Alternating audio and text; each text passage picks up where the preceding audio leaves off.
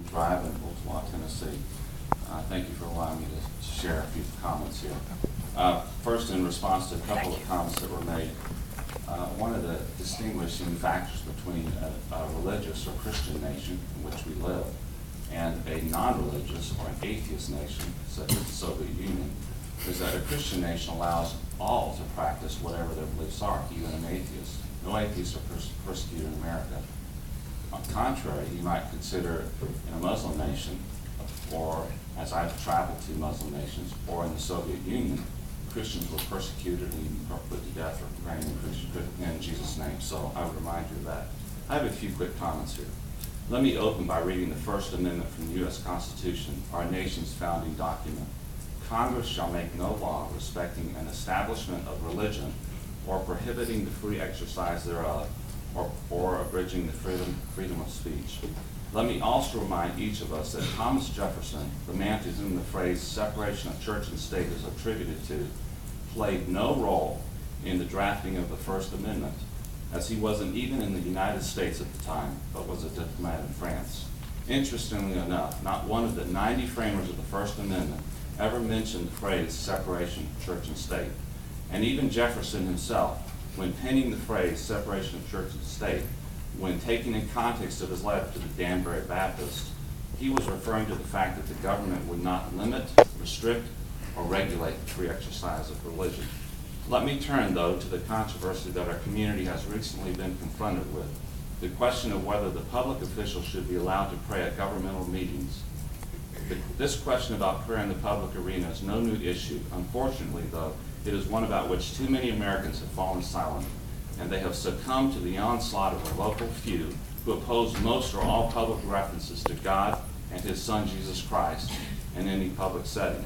Are those few who cry foul and oppose prayer and other religious practices or symbolism justified in their demands? Are they accurate in their portrayals that America is and always has been a secular nation? I would like to suggest that there are at least two reasons for the basis and continuance of prayer by our local officials when opening meetings. First, there are the historical views and examples of our founding fathers and of countless local, state, and national leaders over the course of nearly 250 years. This first reason is ample, pervasive, and without dispute if one is willing to examine original source documents, quotes, and policies from our nation's beginnings. Second, there is a reasoned and rational basis for continued prayer. Our nation was founded on Judeo-Christian values and principles. Of the 250 founding fathers, over 95% of them were Orthodox Christians. Their worldview was based on the God of the Bible, and their faith rested upon God's Son, Jesus Christ. Their writings, speeches, proclamations, and lives, both public and private, exemplified the basic tenets of Christianity, which included prayer. Unlike those today who would demand that citizens who serve in government must park their core beliefs outside government buildings, our founding fathers' core beliefs were ever acknowledged and openly expressed, whether they were engaged in the life and death struggle for the birth of our nation, or in the drafting of our nation's foundational document, or at the inauguration of our nation's first president, George Washington. In all of these instances, prayer was an integral, vital, and regular activity of these imperfect yet committed men.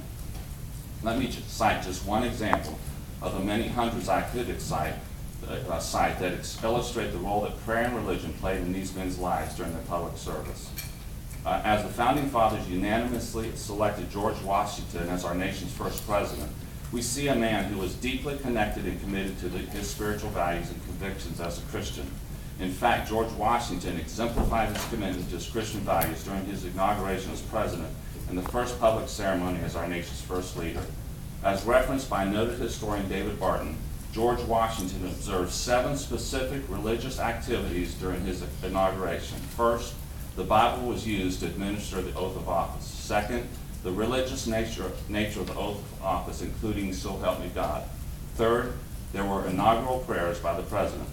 Fourth, there were religious content in the inaugural address. Fifth, the president called the people to pray or acknowledge God.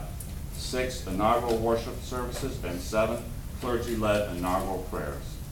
So we can clearly see from this example that our nation was initially founded by men of distinctly religious and Christian convictions, and they did not envision public service to preclude expression of their spiritual convictions or the practice of prayer. It stands to reason that in any nation, there will be divergent views on nearly every subject, including religious convictions and ideologies. How we address these divergent views will reveal the level of respect that one person or group has for another. In my view, the recent insistence by a very small handful of individuals that our civic leaders cease and desist from the public expression of what they believe and practice privately reveals a well-organized, disingenuous, and deliberate assault on the traditional values upon which our nation was founded. Consider this reality.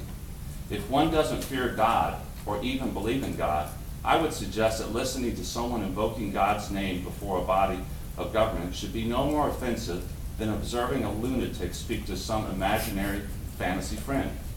In both instances, the God-fearing government official or the lunatic in the insane asylum is personally convinced of the reality of the person to whom he is speaking.